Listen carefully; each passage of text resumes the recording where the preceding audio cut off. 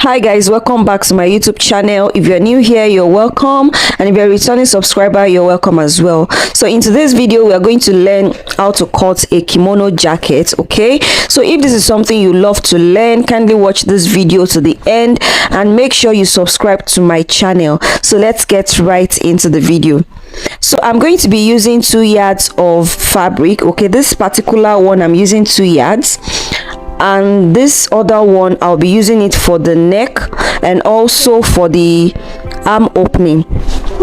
So right here I'm going to fold my fabric into 2, all right, and then I'll also fold it into 4 again. So since I'm cutting the front and back together, I'm going to be folding it into 4 again. So, and then I'm going to mark the starting point.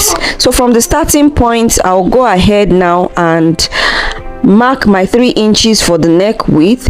Okay, so from the 3 inches neck width, I also came down by 1 inch for the neck depth for the back. So from the starting point, I'm marking 1.5 inches for shoulder slope, and I will connect it to the 3 inches neck width. So the next thing I'm going to do now is to mark the front neck depth, and I'm using 7 inches. So I'm just marking it down, and then I'll connect it from the neck width to the neck depth for the front. But I'm not going to be cutting the front yet. Okay, so the next thing I'm going to do now is to measure the sleeve opening, and I'm going to be using 10 inches. So the sleeve opening, how wide it is, totally depends on you. Okay, you can decide to use 9 inches if you want. So what I'm going to mark now is my horizontal measurements, and I'm going to be using my hip measurements. So the quarter of my hip plus 2 inches for ease and 1 inches for sewing allowance, I have 13 inches, and I'm going to be marking the 13 inches all the way down. So the next thing I'll do now is to mark the length of my kimono, and the length I'm using is 38 inches, and I'll add 1 inch sewing allowance, then I have 39 inches. So I'm just going to connect the 39 inches mark. So now I'll go ahead and connect that 13 inches mark I marked as my horizontal measurement. I'll connect it together. So on this area, I'll just curve it a little bit. So down here, I also marked 1 inch for sewing allowance, okay, so that it won't affect the 10 inches I marked, and then I'll go ahead and curve it out.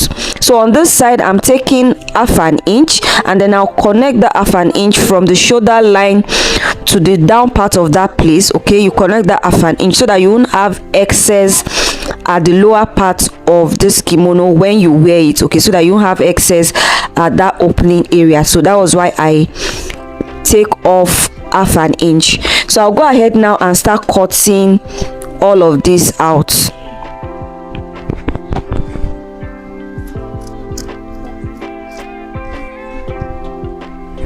Remember, I also added 1/2 inch to the shoulder area for joining allowance. Okay, so I'll go ahead and cut out the back neck first before cutting the front neck. So after cutting this, I'll just take one of these away. That one I'm taking away is going to serve as the back. Okay, and I'll go ahead now and cut out the front neck. Make sure they are equal, place them equally on each other.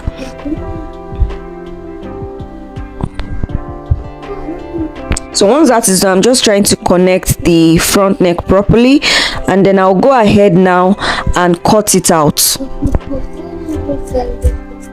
Make sure you blend it well so that you won't have any curve edge around there. So I'll also open that front, that center front, I'll open it up. So I'm just trying to make sure that what I have there is blend. Okay, I'm blending what I have around the front neck area there.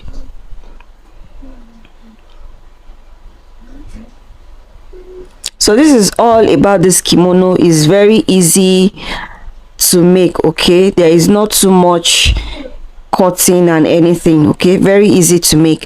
What I'm going to do now is to go and join the shoulder together, the front and back shoulder. I'm going to join it here like this. Okay, so I'll go to my sewing machine now and join it together for us to see.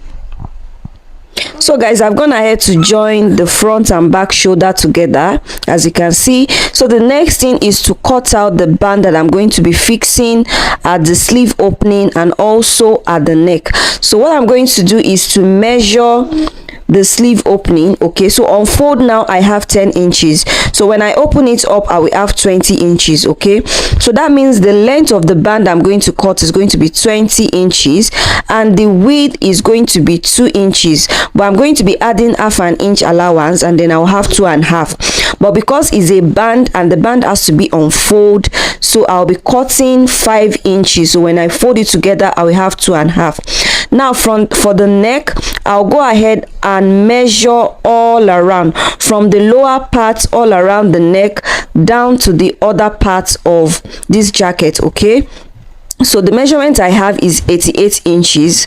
The length I have is 88 inches. So I'll go ahead now and also cut out 88 inches length for the band, and the wideness is going to be 2.5 inches. But because I'll be cutting it on fold, I'll cut 5 inches, and when I fold it together I'll have 2.5. So right here I've gone ahead to cut the band. You can see I have 5 inches. When I fold it together I will have 2.5. I will have 2.5 when I fold it together. So I'm going to set that aside, and this is the one I'm going to be joining at the neck. Okay, since I cannot get the 88 inches at once, so I went ahead to cut 2 straps and I will join it together to get the 88 inches. All right.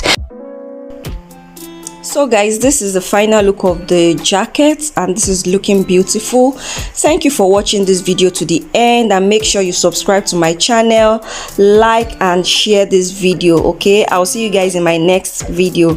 Bye.